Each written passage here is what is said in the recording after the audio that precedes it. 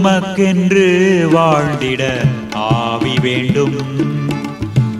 வழி நடந்திட ஆவி வேண்டும். உமக்கென்று வாழ்ந்திட ஆவி வேண்டும். வழி நடந்திட ஆவி வேண்டும். உம்மை போல் வாழ்ந்திட ஆவி வேண்டும். உம்மை கூறிட ஆவி வேண்டும். சத்யாவியே, நித்யாவியே, சுத்தாவியே, வல்லாவியே, வானாவியே, ஞானாவியே. கர்த்தருக்குள் அன்பானவர்களே, அனுதினமும் கிறிஸ்துவுடன் தியான வேளைக்கு உங்களை அன்புடன் அழைக்கிறோம்.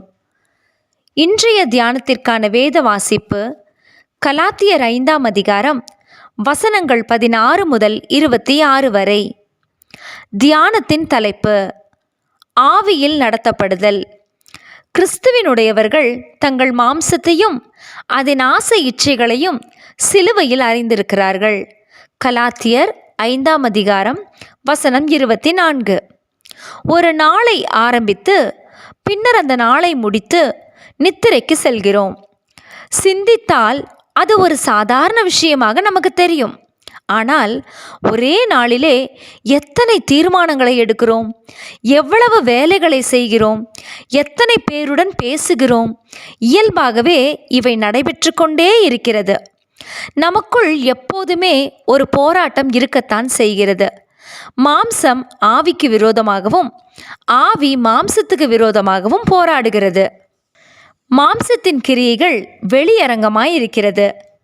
அவை யாவன என்று கூறும் பவுல் இங்கே 17 காரியங்களை குறிப்பிடுகிறார்.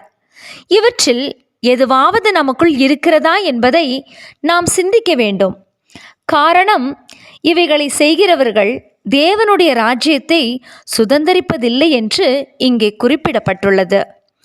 நாம் தேவ ராஜ்யத்தின் பிள்ளைகளாய் அங்கு போவதற்கு நாம் ஆவலோடு இருக்கும்போது இந்த தடையான கிரியைகள் நமக்கு எதற்கு?